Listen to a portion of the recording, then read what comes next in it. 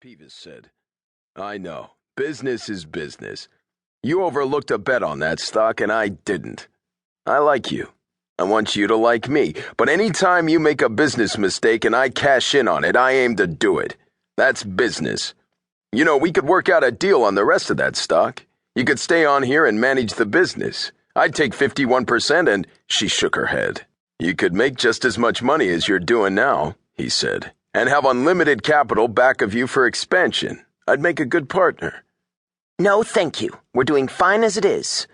Well, just enter the stock transfer of those 5 shares. Just what are you trying to do? She asked. Nothing, he said, with a guilelessness which was patently assumed. I won't interfere with your work. I'll be sort of a silent partner. Go ahead and make a lot of money. Now that I have an interest, I like to see the executives working late. He chuckled and raised his gaunt frame from the chair.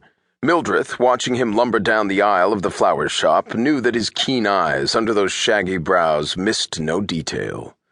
For some minutes, she sat in deep thought, then, putting away her sketches, said to Lois Carling, who was on duty at the front of the shop, Close up at 9:30, Lois. I won't be back. She paused for a moment to survey herself in the full-length mirror near the front of the store. At 32, she had the figure of 22. And the experience acquired through 7 years of building up a remunerative business had made her alert mentally and physically, given her a certain aura of dynamic efficiency which kept her muscles hard, firm, and free of excess flesh. Only a worker could have had her alert efficiency and trim lines. Lois Carling watched her out of the door, her eyes somewhat bitter and slightly wistful.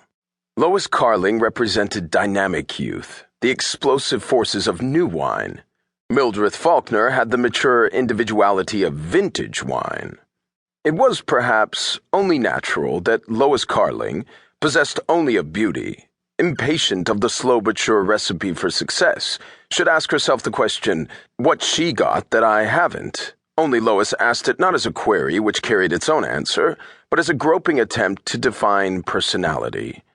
But because matters philosophical were far removed from Lois Carling's mental environment, she opened a drawer in the counter, took out a box of candy which had been slipped her by Harry Peavis as he came in, and bit into a chocolate.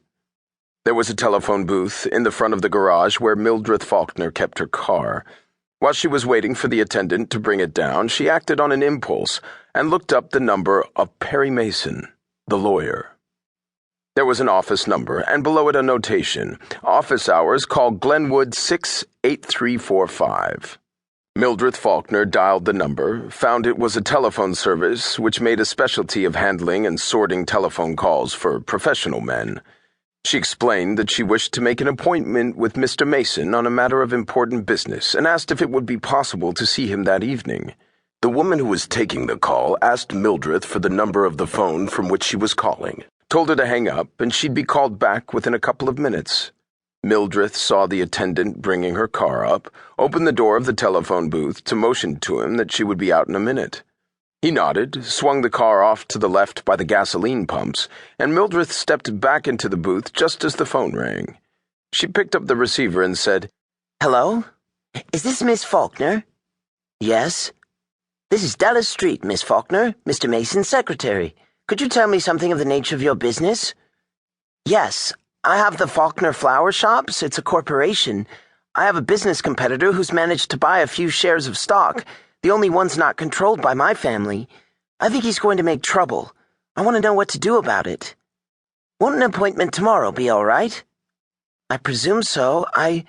Well, to tell you the truth, I acted on impulse in calling just now. I've been worried ever since I learned about the transaction a few minutes ago. Will 10:30 tomorrow morning be convenient? Yes. Very well. Mr. Mason will see you then. Good night. Good night, Mildred Faulkner said, and, feeling somewhat relieved, got into her car and drove at once to Carlotta's house on Chervis Road. Chervis Road wound around the contours near the summit of the mountains which looked down on Hollywood from the north.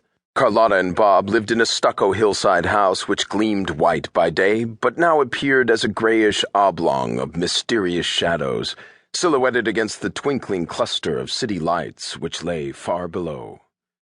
Mildred inserted her latchkey, clicked back.